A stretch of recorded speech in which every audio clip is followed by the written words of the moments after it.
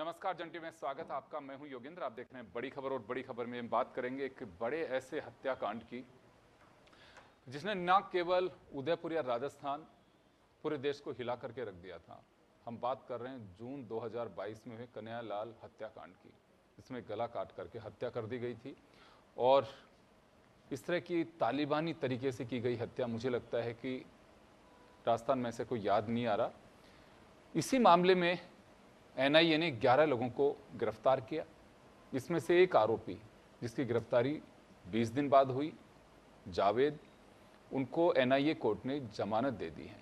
Rajasthan high court से जमानत हुई है उनकी और जमानत का एजेंडा ये बताया गया है कि एनआईए ने जो सबूत पेश किए हैं, जो रिपोर्ट दी है, वो नाकाफ़ी थी, पर्याप्त नहीं थी, क्योंकि रेकी करने का जावेद पर आरोप रहा। और इस मामले का जैसे ही पता चला तो राजस्थान का सियासी पारा भी चढ़ना ही था, क्योंकि इलेक्शन से पहले भी इसी तरह का जयपुर सीरियल ब्लास्ट मामले में भी मामला इसी तरह का आया था और एक बार फिर राजस्थान के सियासी गलियारों में हलचल मच गई है जावेद की जमानत के बाद। तो इस पूरे प्रकरण को आप स्क्रीन पे भी देख सकते हैं, मैं आपको बताता भी चलूँगा। और हमारे साथ कानून के जानकार और राजस्थान पुलिस सेवा के पूर्व अधिकारी योगेंद्र जोशी साहब हैं, हमारे साथ भाजपा से विकास सोमानी साहब हैं और कांग्रेस से हमारे साथ भरत मेघवाल जी जुड़ रहे हैं।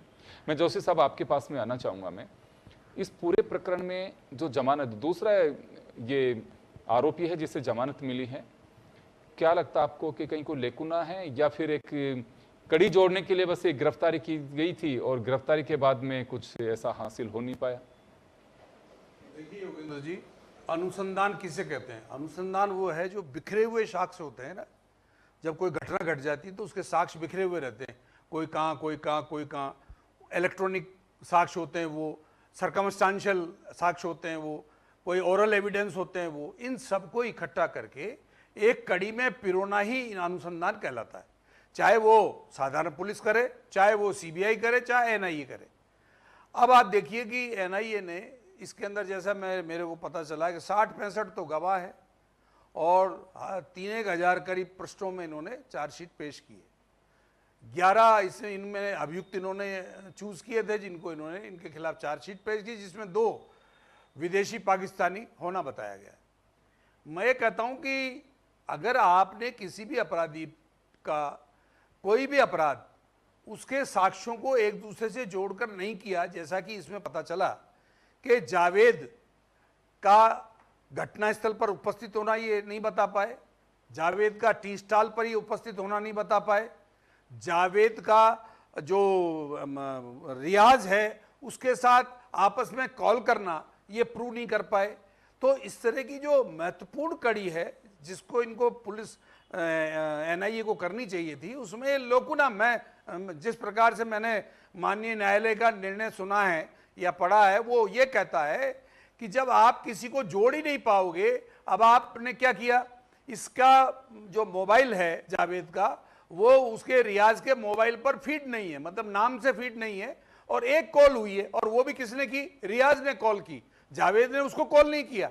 तो अगर ये मिले हुए थे आपस में तो कॉलों की संख्या ज्यादा होनी चाहिए थी या इसका अन्य किसी अपराधी से संपर्क होना चाहिए था। इस प्रकार से देखिए, मैंने जो इन्वेस्टिगेशन किए हैं और देखे हैं उनमें यही है, इलेक्ट्रॉनिक डिवाइस को आप किस तरह से जोड़ते हैं। अब इसमें जैसे मान लीजिए रियाज ने जावेद से बात की तो इनकी टावर लोकेशन भी होती है, तो टावर लोकेशन बता देती है ना कि दोनों एक दूसरे से कहां पर थे। अब जो टी स्टॉल वाला है, जो वहां का मालिक है, उस मालिक ने ये कह दिया कि मुझे तो पता ही नहीं है, धर्मेंद्र साहू ने, कि मुझे पता ही नहीं है कि ये आए थे कि नहीं आए थे।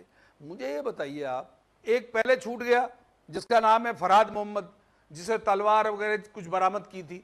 कारण यह है कि अगर हमें किसी चीज को बिगाड़ना हो, अब आप देखिए, एक बारात में दूल्हों की संख्या ज्यादा कर दो आप, तो वो बारात थोड़ी रह जाती है फिर। इसी तरह से अपराधियों में है, अगर आप अपराधियों की संख्या ज्यादा कर दोगे किसी भी इंसिडेंट में, तो उनको एक दूसरे से जोड़ने में जोर आता है। ये मैंने भी इन्वेस्टिगेशन में, तो कम से कम अपराधी हों और मुख्य अपराधी इसके अंदर सजा पाएं, ये अगर मानसिकता हमारी होती है तो जाकर के हम सफल हो पाते हैं।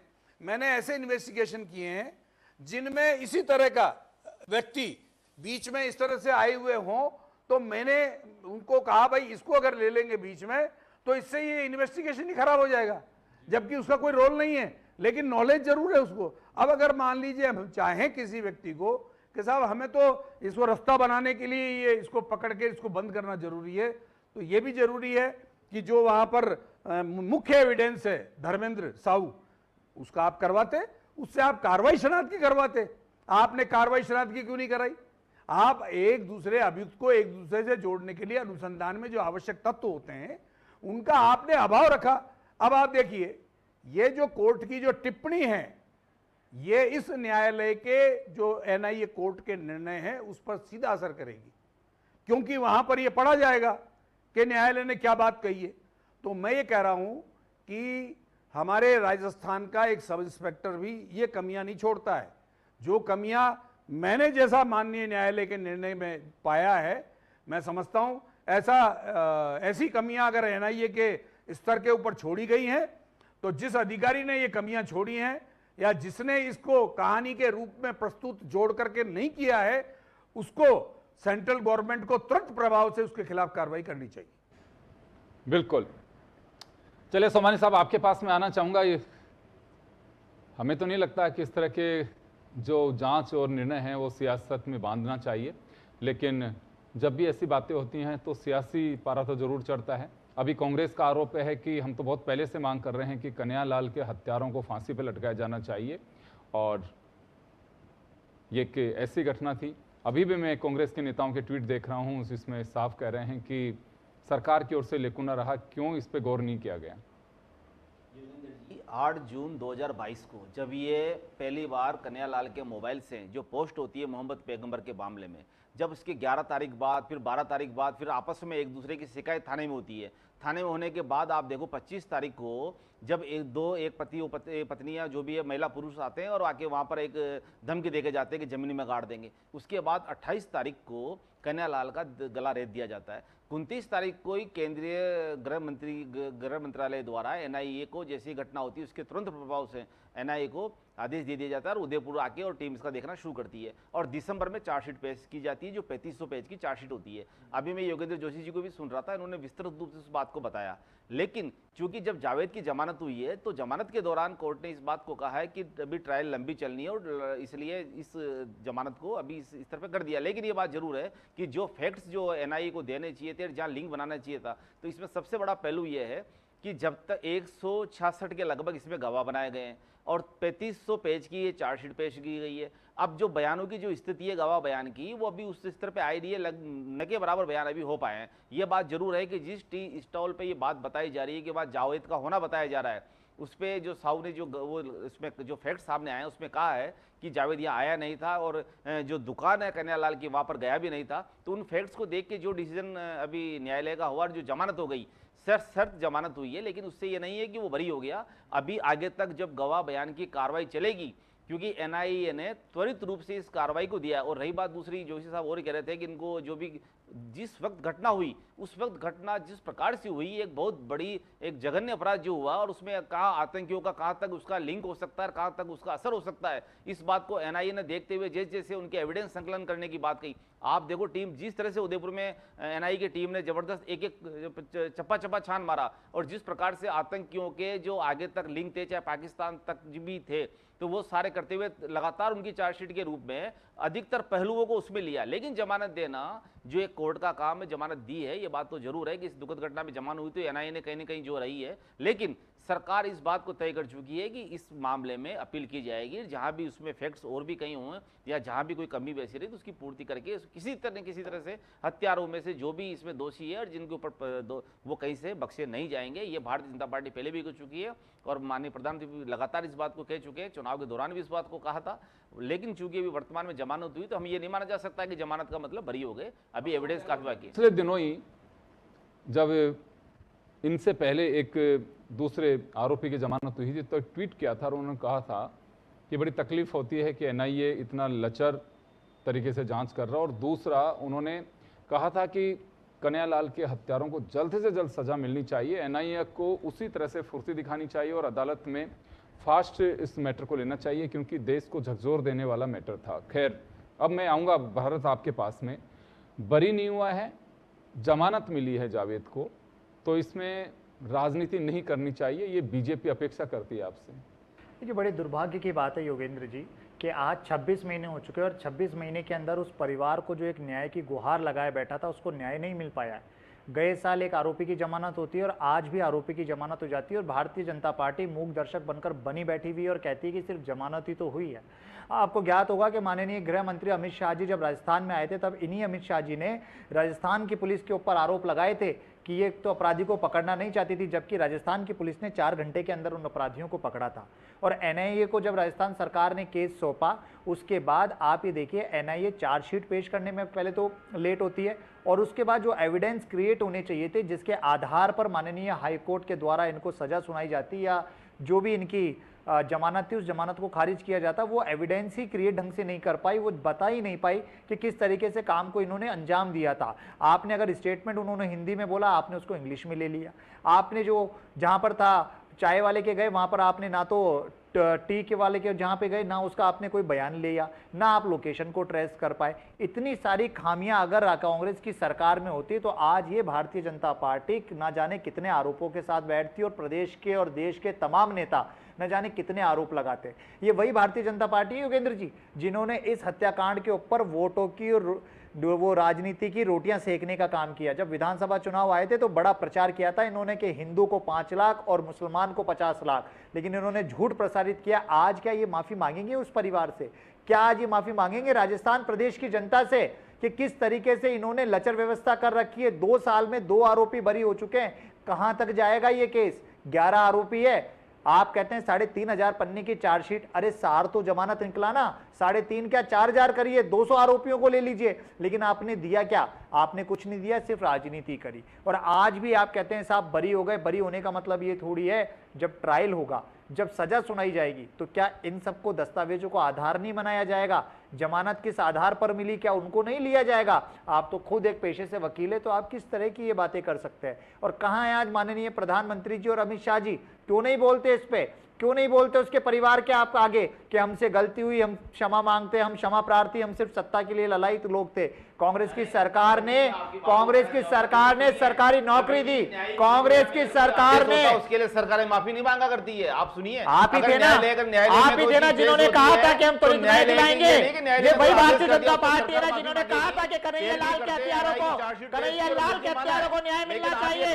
कहां गई आज ये भारतीय जनता पार्टी जो कहती थी कि कन्हैया लाल के हत्यारों को फांसी की सजा मिलनी चाहिए?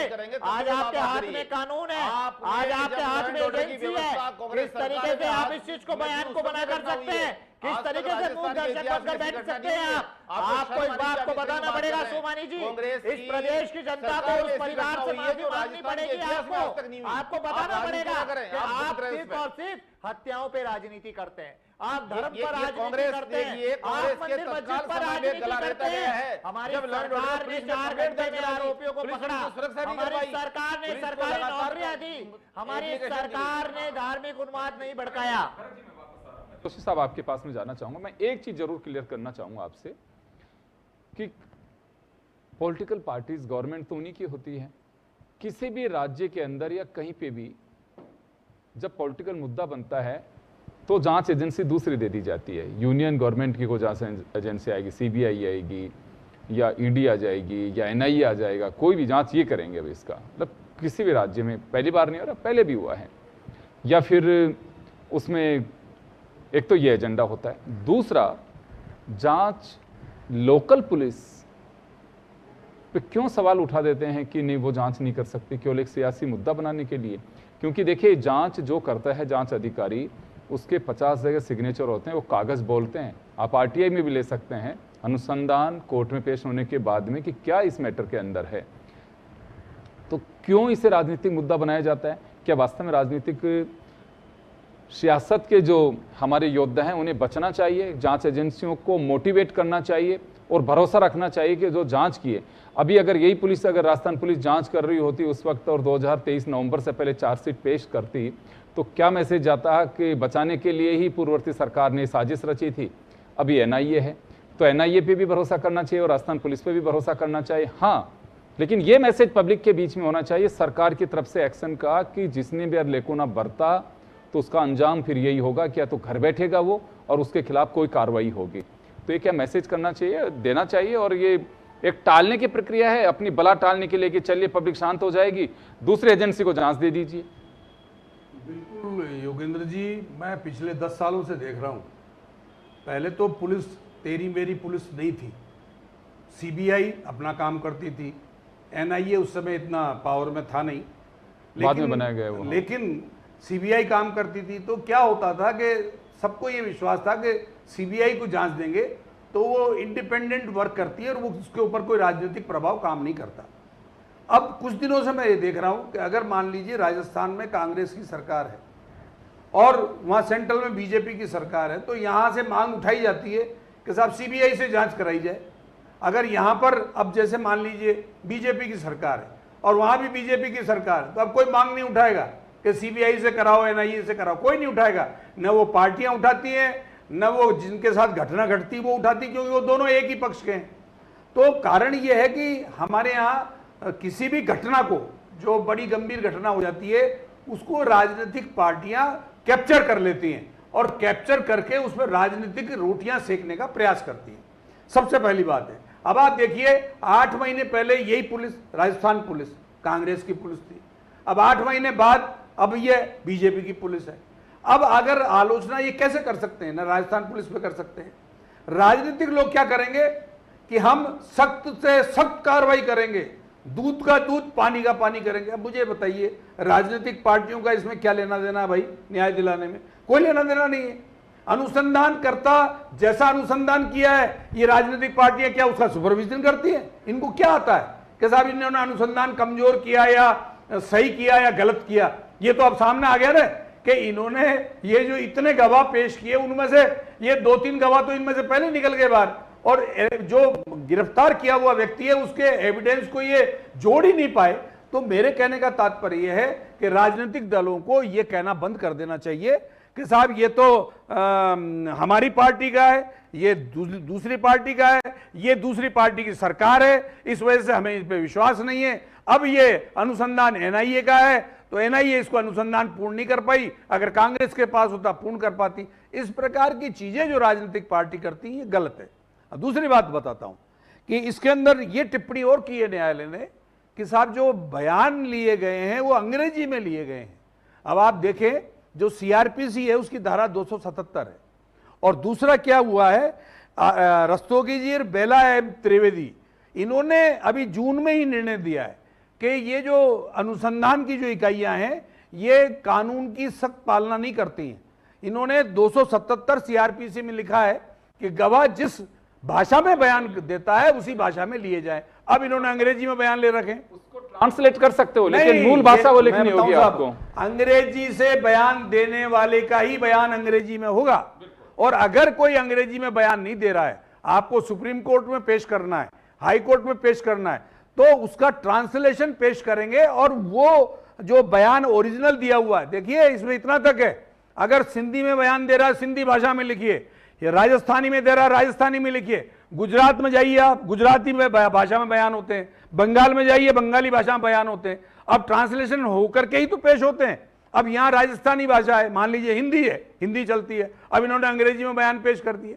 तो जब हमारी अनुसंधान की इकाइयों को माननीय सुप्रीम कोर्ट के द्वारा दिए गए निर्णयों की जानकारी नहीं है, उनको सीआरपीसी की धारा 277 की जानकारी नहीं है, और वो अनुसंधान पूरा करके 3500 पेज की चार्जशीट दे दी। अरे भाई, चार्जशीट दे दी, गवाहों को कर दिया, लेकिन आप एक दूसरे को जोड़ेंगे तो सही। तो इस प्रकार से मैं आपको कह दूं, थोड़े दिनों में हमारे देश में सीबीआई, एनआईए, ईडी, वीडी, इनसे सबसे विश्वास लोगों का उठ जाएगा।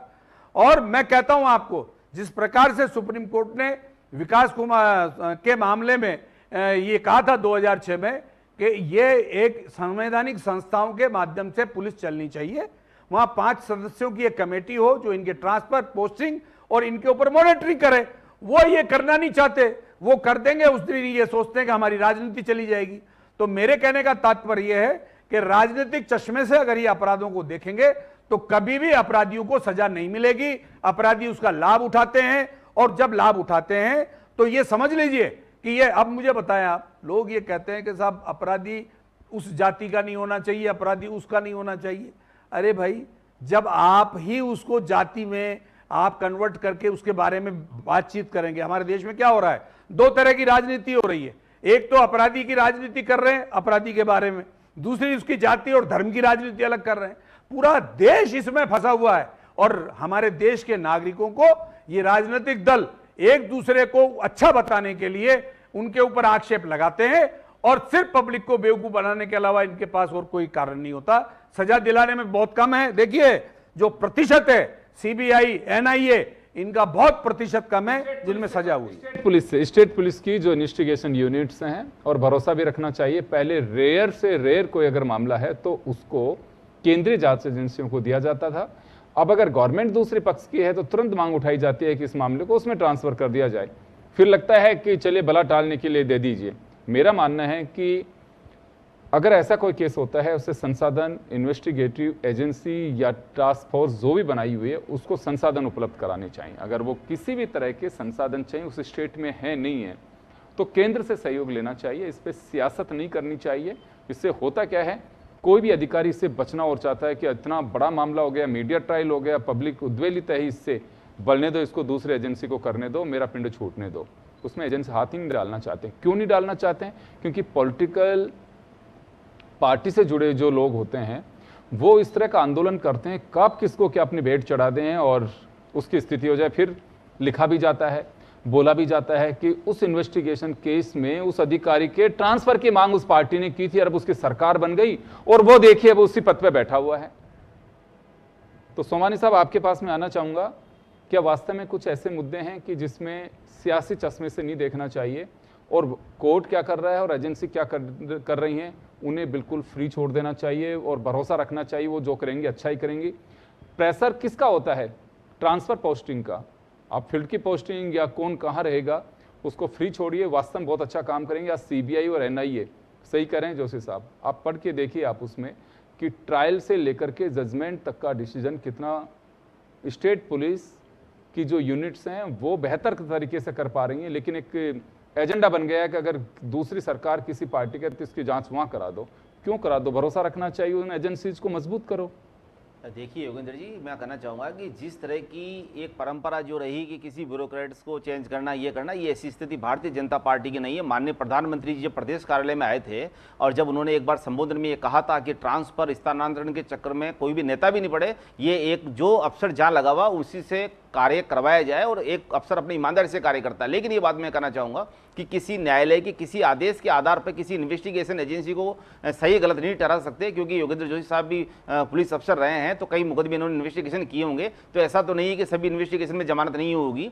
इन्वेस्टिगेशन एजेंसी अपना काम पूरा करती है और इन्वेस्टिगेशन एजेंसी की जहाँ भी साक्ष्य संकलन करती है, साक्ष्य संकलन करने में जब तमाम गवाहों के जब बयानात नहीं हो पाते हैं या कहीं ना कहीं इस तरह का एक कड़ी नहीं बन पाती है, कई बार गिरफ्तारी बाद में होती है, वो इस बात का बयान देता है कि ये जो अपराधी जावेद था इसने ये किया है, तो ये सर्कमस्टांसेस है कि जिसके बयान, जिसके गवाह है वो फैक्ट्स कोर्ट के सामने आते हैं। लेकिन कोर्ट इस बात को कहते हुए कि लंबी ट्रायल है, इस कहते हुए जमानत दे दी। मैं आपको ये कहना चाहूँगा कि इन्वेस्टिगेशन एजेंसियाँ वर्तमान में भारतीय जनता पार्टी की सरकार में, चाहे केंद्र हो चाहे राजस्थान में हो, एजेंसियां मजबूत हुई है। आप लगातार आप देखें कि विभिन्न विभागों में, चाहे ईडी हो, चाहे सीबीआई हो, चाहे एनआईए हो, एनआईए की भी आप देखें कि चाहे बिहार में गोला बारूद बरामद करने का मामला हो, चाहे तरसेम सिंह को यूएई से लाना हो, तो एनआईए जिस तरह से काम कर रही है कि भारत में जो बम विस्फोट पूर्व में हुआ करते थे, माननीय प्रधानमंत्री जी मोदी जी के शपथ लेने के पूर्व 2014 से पूर्व, वो स्थितियां आज भारत में नहीं है। एनआईए अपनी, ऐसा नहीं है कि एनआईए को एक इस जमानत होने से अपन ने पूरे एनआईए पे आक्षेप लगा दिया कि एनआईए बहुत अच्छा काम कर रही है भारत में।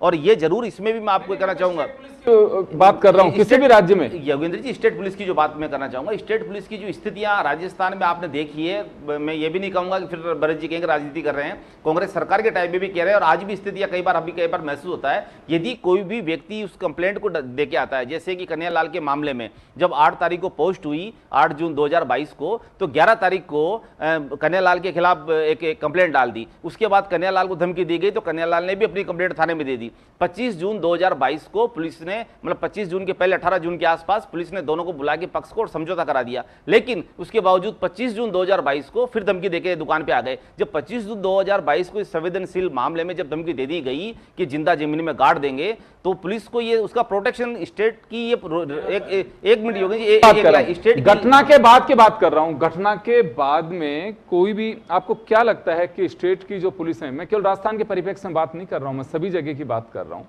क्यों केंद्रीय एजेंसियों का दखल करने की बात कही जाती है कि उनसे जांच करा दो, हो जाएगा उनसे सब योगेंद्र जी, में। एक बात और कहना चाहूंगा कि एक क्राइटेरिया होता है स्टेट पुलिस का, जिस सेक्टर में काम करने की एक लिमिटेशंस होती है कि राजस्थान के सेक्टर में जहां तक या कोई जब भी इंटरनेशनल मामला आ जाए या किसी आतंकवादी का उसमें हाथ आ जाए, किसी आतंकवादी का गिरोह का समझ में आए, तो फिर वो इन्वेस्टिगेशन एजेंसी। चले भरत, आपके पास में आना चाहूंगा कि ये मेरी नजर में तो सियासी मुद्दा नहीं होता इस तरह की घटना। इसमें तो ये होता है कि नजीर पेश करनी चाहिए और सामने मैसेज जाना चाहिए कि इस तरह की हरकत और इस तरह की दरिंदगी का अंजाम क्या होता है। बिल्कुल, मैं आपकी बात से पूर्णतः सहमत हूं कि जब किसी तरह का कोई अपराध घटित होता है, अपराध घटित होने के बाद कितनी जल्दी उस पर संज्ञान लिया जाता है और उस पर कार्रवाई की जाती है, वो किसी सरकार की मंशा को बताता है। आपने देखा, इन्होंने खुद ने कहा कि कन्हैया लाल वाला जो हत्याकांड है उसके मात्र 4 घंटे के अंदर हमने आरोपियों को पकड़ा, और ऐसे न जाने असंख्य उदाहरण होंगे जिनमें आरोपियों को जल्द पकड़ा गया। इसी वर्ष उदयपुर में भी एक दलित परिवार के साथ घटनाक्रम हुआ, जहाँ चाकू तलवार से दो पिता पुत्र की घटना में गला रेत दिया गया था। 1 घंटे तक पुलिस नहीं पहुंची थी। क्या कहेंगे फिर आप? क्या पुलिस फिर आज बीजेपी की है या बीजेपी उनको काम करने से मना कर रही है? होती है मंशा काम करने की, आरोप लगाने की राजनीति, और हत्याओं पर राजनीति करने का काम भारतीय जनता पार्टी का है। पिछले 10 साल से अगर आप देखेंगे, धर्म विशेष, जाति विशेष या वर्ग विशेष के ऊपर अगर कोई राजनीति कर रहा है, अपराधी की जात देखकर अगर कोई राजनीति कर रहा है, तो वो है भारतीय जनता पार्टी, जिसे माननीय सुप्रीम कोर्ट ने भी कहा, जिसने कहा कि आरोपियों के ऊपर आप बुलडोजर चला देते हो, आप धर्म विशेष के ऊपर बुलडोजर चला देते हो, जल्दी। अरे आप धर्म विशेष के ऊपर बुलडोजर चला देते हो। तुष्टीकरण की नीति कांग्रेस आपने करती है, करा क्या? तुष्टीकरण की माननीय नीतियां, सुप्रीम कोर्ट तक ने आप आप पे विभिन्न फटकार लगाई आदेश, और आज माननीय संशोधनों हाईकोर्ट के ने आदेश, आपके देखो, ऊपर आपके फटकार मनोज लगा जी दी खुद इस बात कि को कह आप चुके हैं। इस चीज को एक्सेप्ट लगातार करेंगे कांग्रेस क्या ने कि किस तरीके से क्राइम का ग्राफ बढ़ रहा है। पिछले 9 महीने से हजारों उदाहरण है जिसमें सरकार तुष्टीकरण किस का है। तरीके से काम नहीं कर पा रही है, जिस इस तरह का प्रदेश आतंक के एक अंदर किस तुष्टीकरण के तरीके एक से विशेष क्राइम समुदाय बढ़ता का जा इतना रहा बड़ा है। हौसला हो रहा है, भरतपुर कांग्रेस को दूसरे दर्शाता है नंबर पर कि तुष्टीकरण की नीति विधानसभा किस हद के तक थी। अंदर ऑन रिकॉर्ड है राजस्थान कि के इतिहास में भरतपुर ऐसा दूसरे कभी नंबर हुआ है पर है क्या? क्राइम के अंदर। ये सरकार काम नहीं कर पा रही है। है।